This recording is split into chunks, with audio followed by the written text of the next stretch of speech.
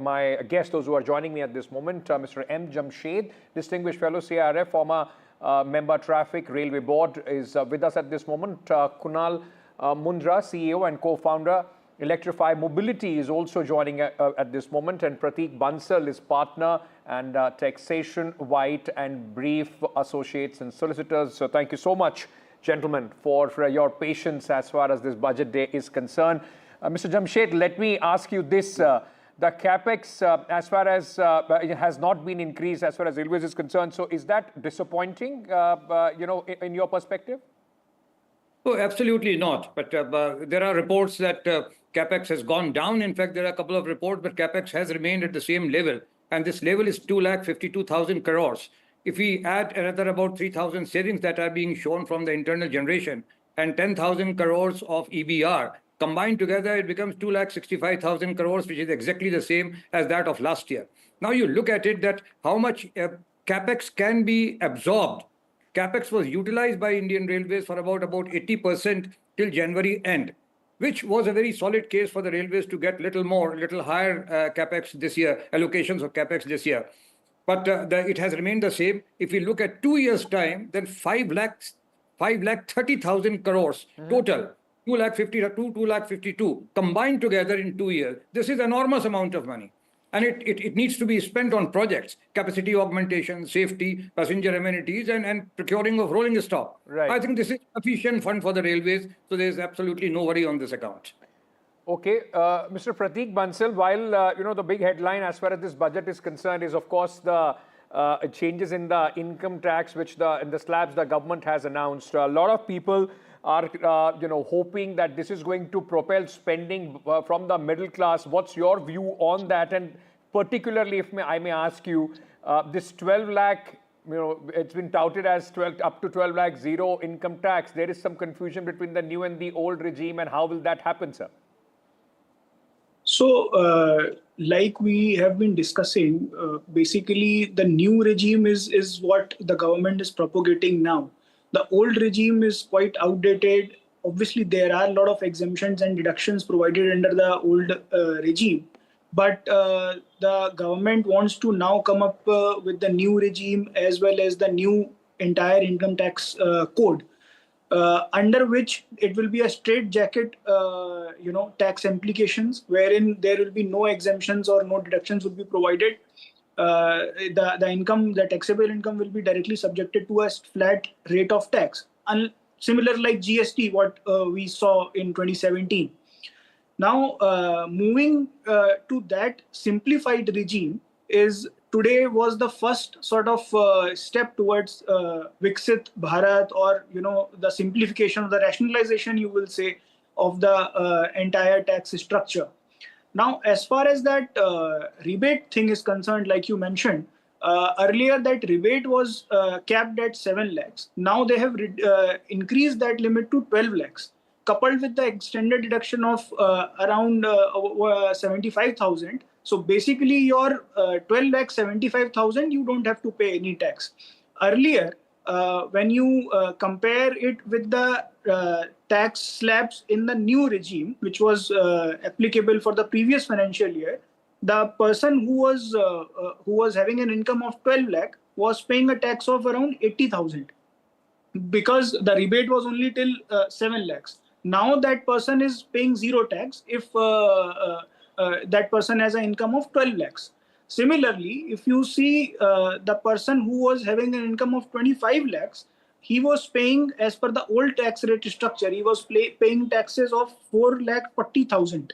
Now, under the new modified structure, he will be paying 3,30,000, which is a benefit of 1,10,000.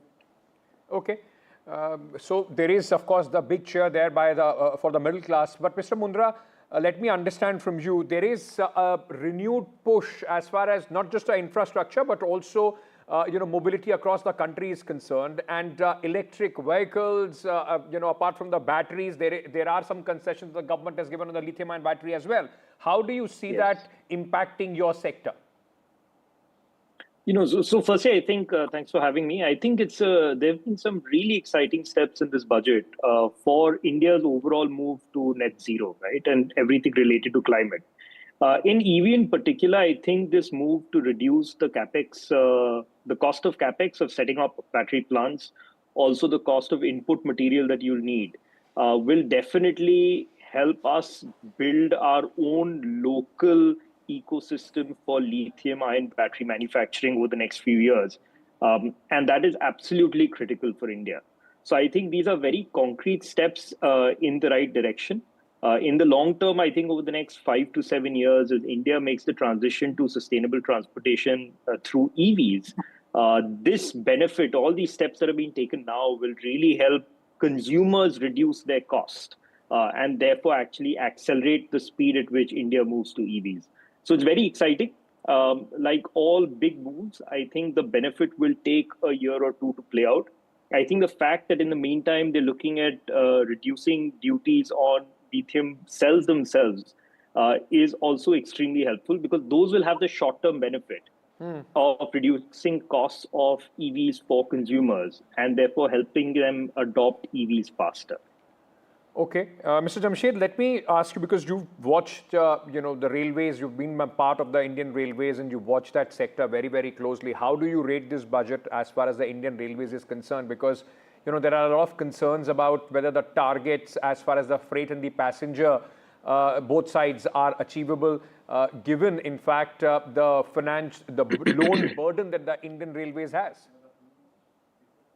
Yeah, that's right. Because this is, as far as the capex is concerned, and normally that is the figure that comes into the budget document and gets known all over the place. Equally important is the revenue budget of the railways. The revenue budget of the railways is all about its earnings out of the passenger operations and the freight operations. These earnings take care of all the operating expenses, all the working expenses of the railways. It is not that this kind of a money does not come from the GBS. GBS is only allocated for developmental works, for new lines, etc. Now, as far as the revenue budget is concerned, the targets, Railway keeps on challenging itself year on year, and I'm very glad to say that they have also been able to complete these targets. The last year's target given was about 80,000 crores generation of revenue out of the passenger services and about 180,000 crores out of the freight services. As it appears, with 1,650 million tons of loading, the freight earnings are achievable, and also the passenger earnings would be around the target. But this year, the Indian Railways, or the revenue budget side, it is 3 lakh crores. And 3 lakh crores includes roughly around 92,000 crores out of the passenger earnings. Okay. This is from 80 to 92,000 crores is a big jump. And similarly on the freight side. Right. So this will be a challenge depending on the core sector. If the demand is subdued, right, then it will be difficult to achieve. Otherwise, it will be achievable. Okay. Mr. Mundra, let me also ask you this. One pain point for a lot of people, those who wanted to switch to electric vehicles, was the price in comparison to what the petrol and the diesel vehicle have been. Many saw this, especially from the on the higher end of the electric vehicles, that they were extremely expensive. Now, do you expect this budget to do something in that regard, bring down the cost? So I think the budget will have a certain impact over the short term, but I think the large impact will really be over, I would say, the next 2 to 3 years, as the local manufacturing capacity scales up, becomes efficient, and sees utilization, which will result in lower costs. But I think most of these moves have to be long term in nature, and this is definitely a step in the right direction. But in the immediate future, I would imagine the impact will be a little less.